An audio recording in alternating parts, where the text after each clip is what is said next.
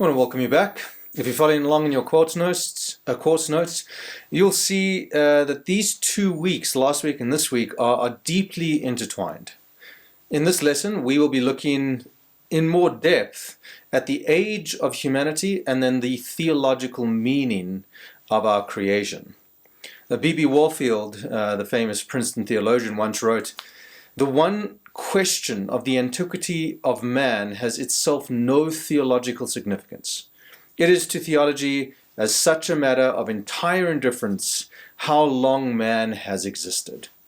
However, this is profoundly contrasted by James Leo Garrett, the professor emeritus at Southwestern Baptist Theological College, where he writes, "The question of our origins and human unity are questions which we have to answer in face of the conclusions advanced by the sciences, especially archaeology, geology, anthropology, and sociology. They are questions for which answers are needed for a full-orbed Christian doctrine of humankind."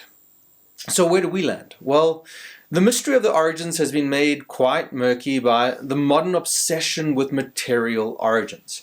If we take a step back and ask the more pertinent question of why we are here and what is our function within the created order, the quest of our origins takes upon itself a far more profound take.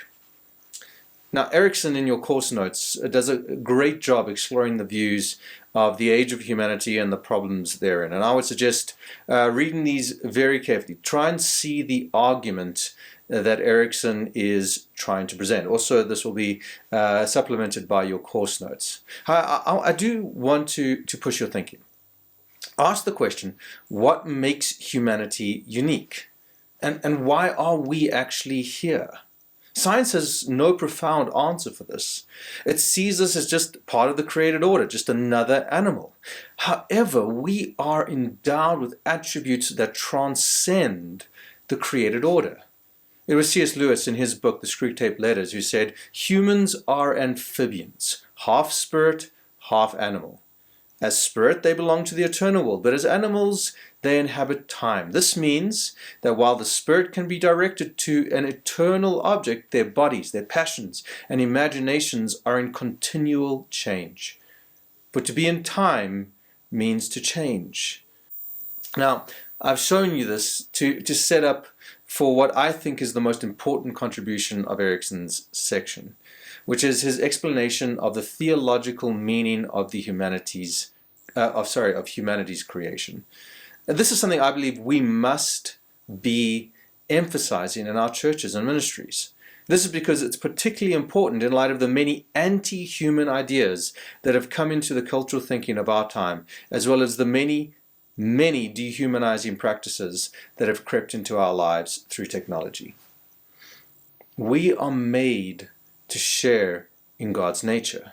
We are all imago Dei after all. However, this does not make us little gods, forgers of our own path. No, we are children of God, creatures of the Most High. And so it's important that we know our limitations, and therefore we are important but limited. This contrast holds a great application for our well-being and our place in this world. Added to this, when we consider the gospel of Jesus and what he did to restore us to the position of sons and heirs, we can be blown away by our God and ask, as the psalmist asked, the same question: what is humanity that you are mindful of us? Let us therefore humble ourselves before our God and trust in his plan for us. Trust in the reason he made us. And so again, I encourage you to read through this section very carefully, read to understand, and I'll see you next time.